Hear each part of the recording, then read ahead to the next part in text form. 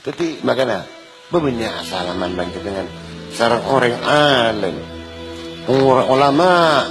ulama silakan ulama. Salaman abang ki yuk toju alengki serang para ulama, para aulia, terutama aulia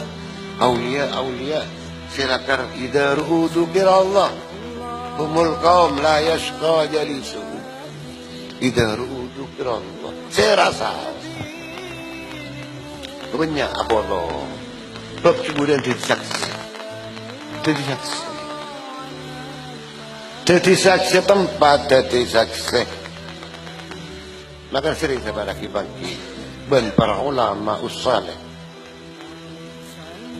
Sering bagi para ulama. Tapi ulama kocek kosong ulama. Ulama ni kan?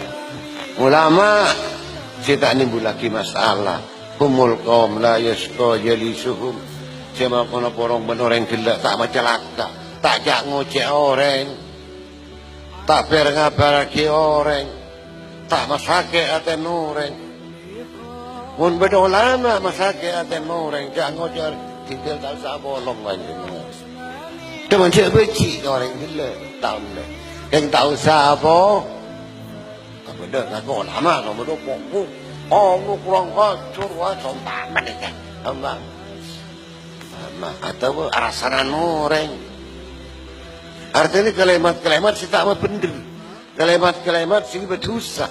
Dengan Allah subhanahu tinggal siapa nong.